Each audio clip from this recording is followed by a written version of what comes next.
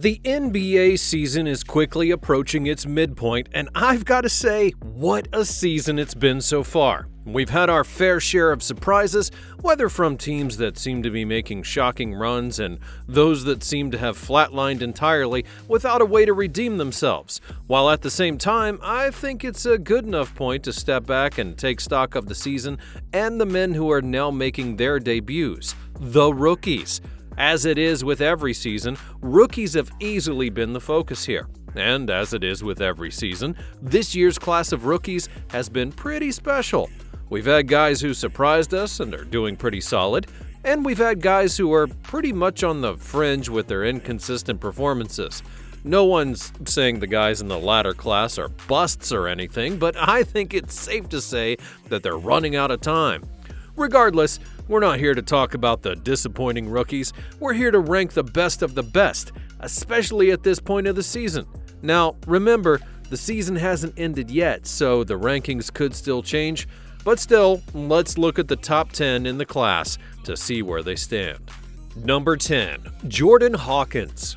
Now, when you're talking about young and exciting teams in the NBA, it would be pretty difficult not to talk about the New Orleans Pelicans, but they have had their own share of growing pains.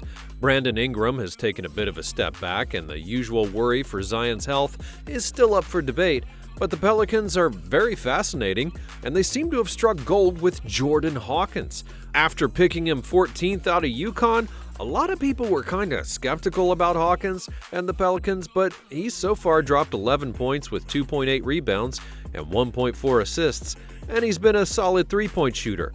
With Zion and Ingram attacking the paint, he gives them some needed space next to McCollum. And even though the Pels are struggling with their record at the moment, at least they know they've gotten a gem to add to their core team. Number 9, Keyonte George. With an exciting and unexpected breakout last season, the Jazz are back to building from scratch. And with Keyonte George, they've taken an important first step. He was drafted 16th overall out of Baylor, and he's had a pretty solid season so far. 11.1 points, 2.9 rebounds, and 4.4 assists have all helped to spark the Jazz's season. He's probably been asked to do a little more than a rookie guard could normally handle, but has shown some great strides with a 30-point game and a recent 20-point, 10-assist game. But of course, as a rookie, he's also had forgettable games with point totals of 3 or less. And everything considered, he is one of the reasons that Utah is at least fighting for that play-in spot. Brandon Podziemski. The 6'5" shooting guard was selected by the Golden State Warriors out of Santa Clara, but he wasn't really much of a heralded prospect. The guy was the 19th pick in the draft class, and considering that Golden State was a pretty strong team last year, no one really paid too much attention to him. But fast forward to this year, and Pods has been one of the few bright spots in what's been an otherwise abysmal season for Golden State. With the team struggling and unable to find a reliable rotation, Pods has been pretty reliable, giving Golden State 9.2 points with 5.5 rebounds and 3.3 assists. He's also provided a few clutch moments, which includes dropping a career-high 23 points to go along with 7 rebounds and 5 assists in a loss to the Timberwolves back in November. The Warriors might not necessarily make a deep run this year, but with Pods being in the roster, that retooling might be smoother than many fans think. Number 7, Cason Wallace. The Oklahoma City Thunder are currently crushing it right now. They're sitting pretty at second in the West, and much of their success has really been due to their young core. As if having Chet Holmgren and Shai Gilgeous-Alexander wasn't good enough, the Thunder went on to draft Cason Wallace this year.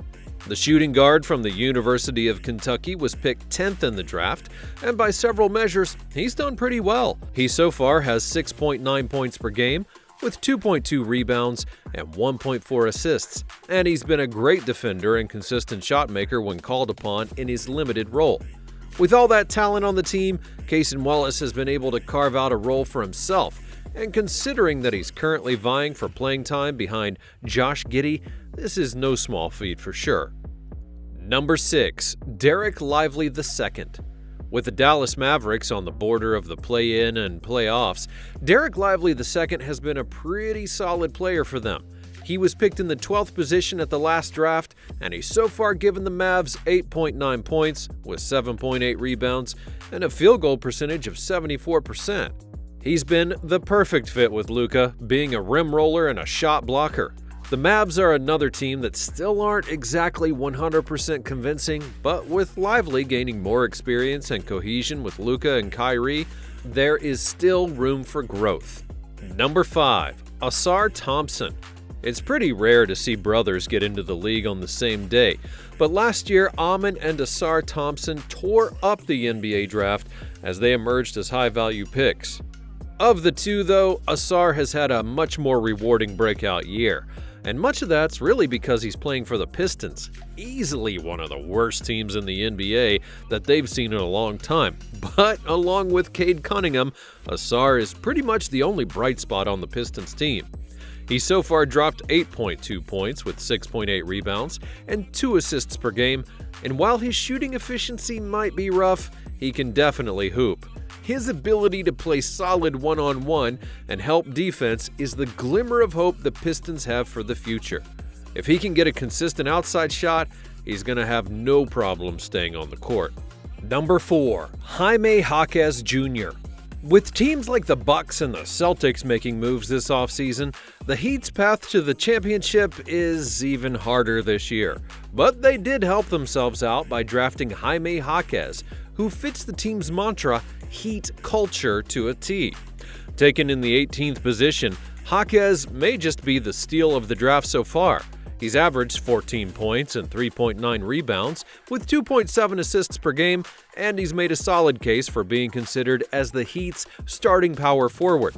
His ability to adjust to what the team needs makes him indispensable. Even if you think he's this good because of the system or because he has more college experience, the Heat will need him during the playoffs. Number 3. Brandon Miller. When last year's draft came up, everybody knew who was going to be number 1, but there were some people who believed that Brandon Miller should have been right next to Victor. Well, those people would be absolutely right. After being passed on by the Trailblazers, Miller is really coming to his own with the Charlotte Hornets. Being one of the primary scoring options, the small forward is averaging a respectable 14 points with 3.7 rebounds and 2.2 assists per game, and he's been a pretty solid fit alongside guys like LaMelo Ball. The Hornets have had a history of bad lottery draft picks, but this one so far looks pretty great. Now, they do still have plenty to work on, but Portland must be kicking themselves for missing out on this guy. Number 2. Chet Holmgren. After missing the entirety of his first season due to injury, Chet has bounced back this season and he's been on a mission. Chet currently averages 17.4 points on 7.2 rebounds and 2.8 assists, and alongside guys like SGA and J-Dub, they're really forming something special in OKC. These guys are picked by many to be the absolute sweethearts of this year's playoffs. With Chet's defensive presence in the middle and his ability to stretch the floor, you can bet that his play will go a long way in determining where they end up. From the beginning of the season, everyone predicted Victor and Chet would be the only two competing for Rookie of the Year, and it's shaping up to be just that.